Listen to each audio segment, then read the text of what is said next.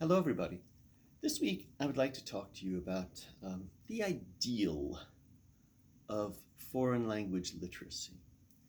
The ideal that somebody who is well and properly educated for the purpose of cultivating his mind, of sort of expanding his horizons, sort of knowing more about the world, who's educated for this purpose, that a person like this should be able to look in the mirror and say to him or herself, I really should be able to read literature in another language of my own choosing that I've taught myself because I wanted to read it. I think that that's a good ideal to hold out there in a basic educational proposition. The idea that um, learning languages is not something that one does for practical reasons, which is a huge cross that many people have to bear, that there's so many people out there that do think the only reason to learn a language is because you need to use it as a tool, and maybe that need isn't around anymore with all advances in computers and AI and stuff like that. You can get translations, oral or written, on the spot. Why bother learning a language?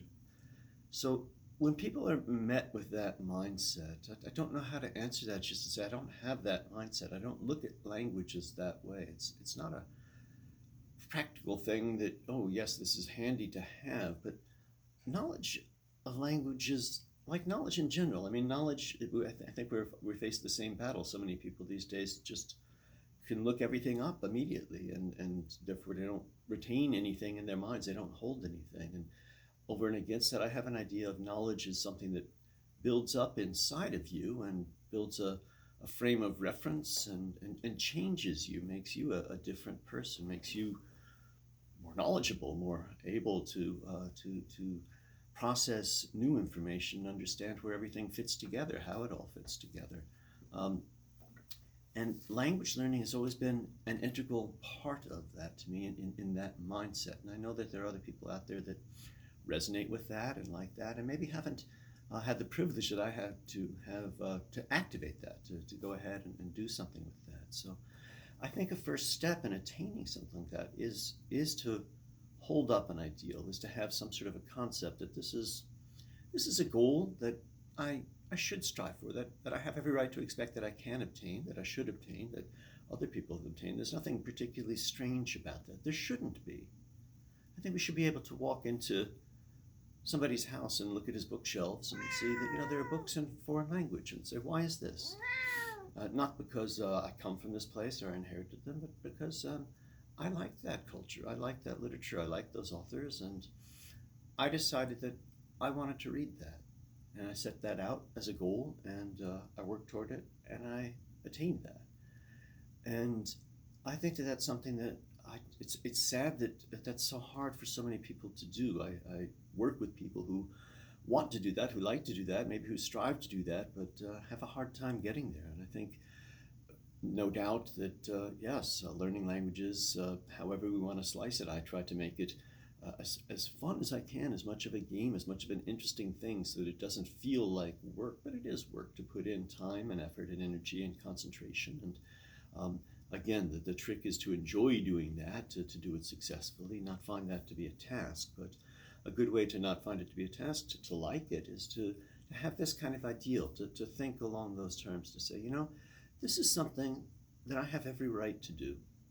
I have every ability to do, and I have every, there's no impediment really to my doing that. Why shouldn't I, as an educated mind, have the capacity to think and speak and appreciate literature in another language? Why should we be limited to only the language that we're born into, and or in an international global situation? There are situations where certain languages are propped up as international languages. These are school languages. We're taught in some cultures, in some societies. Most people are bilingual, trilingual, have more abilities, are successfully taught languages in schools, and some may come away with that.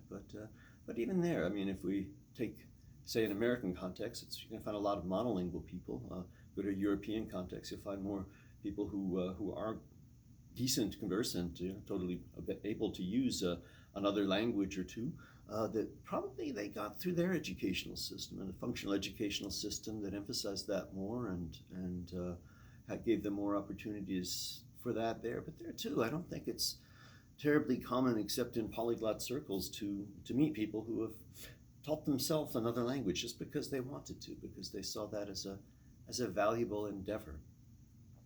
It is a valuable endeavor. As I said, I think that possessing knowledge, building an encyclopedic mind is much better for you, for your mind, than just having access to the most rapid computer and looking everything up instantaneously. And likewise, the ability to read literature in a foreign language, as I posited in my videos last week and times before, that's sort of like the height, the cream of of foreign language. Not mastery, but getting there. Really real engagement, lifelong engagement with the language is when you can go to the point of enjoying what's been well written in it, literature in it, and to get to that point, it helps to hold that ideal, to realize that this is something that is when I can do that, it means what? It means that I have basically got another operating system in my brain. Right now my brain's on English, I'm thinking in English, everything is processing, it's just coming out. It's automatic. I didn't put English there, I was programmed into English. It's easy for me to do that, and I spent my life learning how to do that with other languages where it was kind of a challenge, but attaining that was a real reward.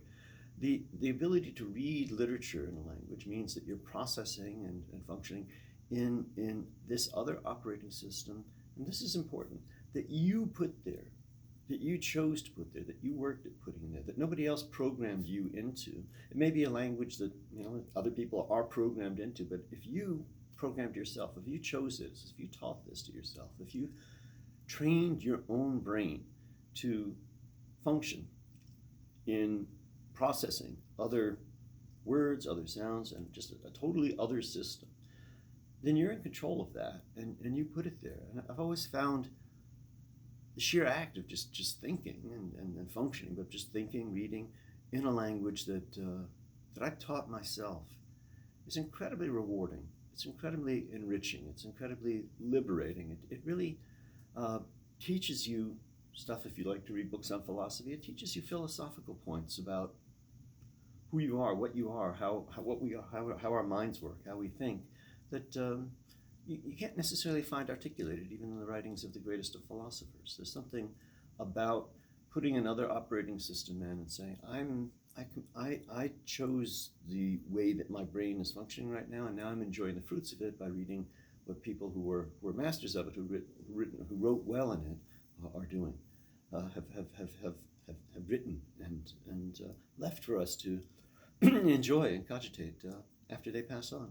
So yeah, I really do think that it's a shame that so many people that I've encountered over my life have felt burdened by the need to justify learning a foreign language for some sort of practical reason, and find fewer and fewer of those. So if this is something that speaks to you in your heart, if you're interested, if you want to, if you love the idea of mastering a foreign language, by all means, hold that up as an ideal, hold that out there as an ideal, and hold yourself to it, and sort of recast the endeavor again away from some practical task that might not really need to be done in order to some sort of self-enriching process that is like exercise for the brain, that helps you be a happier, healthier you, if you can function with another operating system and enjoy what's been well written in it. So those are my thoughts on the ideal of foreign language literacy, and if that speaks to you, I'm happy to have given you some good food for thought, I hope. So thank you for listening to me, and I will talk to you again